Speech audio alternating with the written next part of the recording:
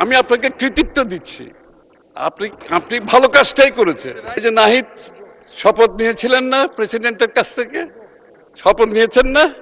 তাহলে কেন নিয়েছিলেন? তাদের নাকি ব্যাংক আছে, তো তাদের যদি ব্যাংক থাকে তাহলে তাদের দলের সদস্যদের ঋণ খেলাপি হওয়ার তো সুযোগ নাই। আপনার যদি শপথ নিয়ে মন্ত্রী হয়েছেন প্রেসিডেন্টের কাছে, কেন নিয়েছেন? না, আমি আপত্তি করছি না।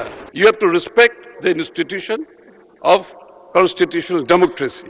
তো আপনাকে এটা নিশ্চিত করতে হবে। আবার অনেক দল আছে তাদের নাকি ব্যাংকও আছে, তো বিএনপির তো কোনো ব্যাংক নাই। বিএনপির কোনো ব্যাংক আছে? বাংলাদেশের এটা জনমুখে প্রচারিত, এটা সবার জানা আছে তাদের নাকি ব্যাংক আছে। তো তাদের যদি ব্যাংক থাকে তাহলে তাদের দলের সদস্যদের ঋণ খেলাপি হওয়ার তো সুযোগ নাই, মাননীয় স্পিকার। এমনকি এই একটু আগে আমি একটা বিল এনেছিলাম, ওই বিলের সময় অনেকে বলেছেন যে এখানে এই যে বয়সটা বাড়ানো হচ্ছে, এখানে বোধহয় পছন্দের কাউকে দেওয়ার একটা সুযোগ সৃষ্টি করার জন্য। তা আমি বলছি, যাদের যেই দলের ব্যাংক আছে তারা তো তাদের পছন্দের ব্যাংকের চেয়ারম্যান বানিয়েছেন, তাদের পছন্দের ম্যানেজিং ডাইরেক্টর বানিয়েছেন, তাদের পছন্দের লোক নিয়োগ করেছেন, আবার তাদের অপছন্দের লোককে চাকরিচ্যুত করেছেন।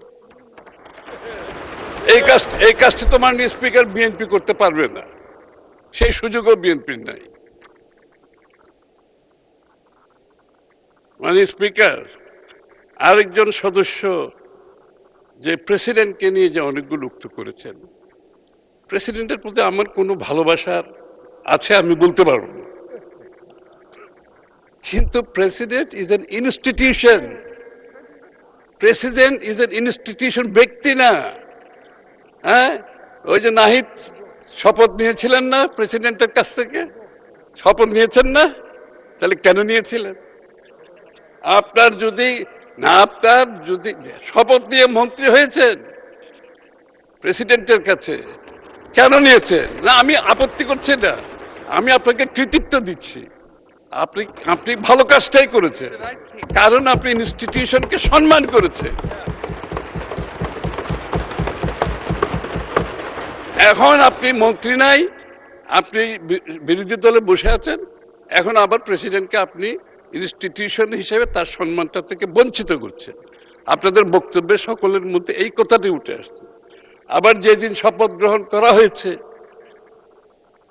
ইন্টেরিয়াম গভর্নমেন্টের, আমাদের বন্ধুরা সবাই তো সদল বলে সম্মুখ সারিতে উপস্থিত ছিলেন, সম্মুখ সারিতে। আমরা জায়গা পাই না, আমরা পিছনে বসছি।